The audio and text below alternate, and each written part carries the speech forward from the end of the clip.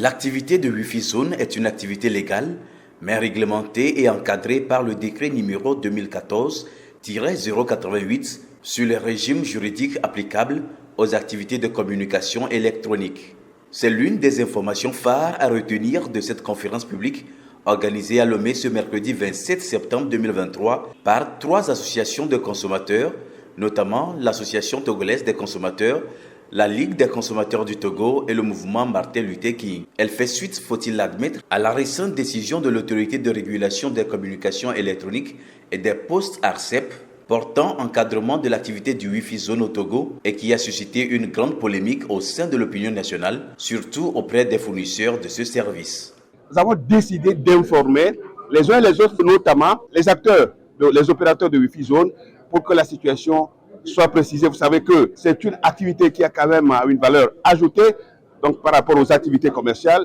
Et nous estimons quand même qu'il y a lieu qu'on fasse cette sortie pour éclairer la lanterne des concitoyens. Sur le sujet, le gendarme des télécoms au Togo a voulu lever toute équivoque sur la pratique de cette activité commerciale. L'activité de Wi-Fi Zone est une activité légale. Étant légale, elle est aussi une activité réglementée. Ça veut dire qu'avec ce cadre, l'opérateur ne peut pas couper en réalité un fournisseur de Wi-Fi Zone qui est en règle avec le cadre légal. L'opérateur qui oserait couper la connexion à ce fournisseur aura des problèmes avec l'ARCEP. Donc je répète, oui, l'activité n'est pas interdite, elle est juste encadrée, qu'on puisse faire l'activité en toute liberté, mais dans le cadre légal et réglementaire.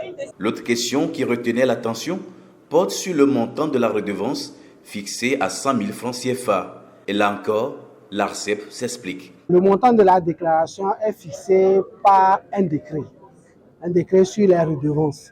Alors, il est dit que quand on est fournisseur de services à valeur ajoutée, toutes les activités qu'on fait autour de l'activité de réseau, on doit se déclarer, on doit vous connaître. Et pour vous faire connaître, vous devez faire cette déclaration qui coûte 100 000 francs pour toute la vie. Alors, vous savez, pour les opérateurs de communication électronique, ça coûte des milliards pour une durée très limitée, 10 ans ou 15 ans. Mais s'agissant des exploitants de services à valeur ajoutée, notamment les Wi-Fi Zone, on demande uniquement 100 000 francs pour toute la vie et pour tous les points de vente. Vous pouvez être installé sur toute l'étendue du territoire national. Vous pouvez avoir 10 points aujourd'hui. Demain, vous voulez passer à 100 points, vous ne rajoutez rien. C'est seulement cette déclaration initiale que vous faites à 100 000 francs. À la suite des questions-réponses qui ont permis aux parties prenantes de mieux s'expliquer, les fournisseurs de services Wi-Fi Zone disent apprécier la démarche des organisateurs, mais ne manquent pas de bémol. Nous considérons ceci comme un geste de la CEP visant à se montrer comme un interlocuteur qui voulait échanger avec les acteurs. La réglementation, ce n'est pas mauvais en soi. Et la plupart de mes membres, des gens que nous représentons au sein de l'association, sont quand même partants pour une réglementation.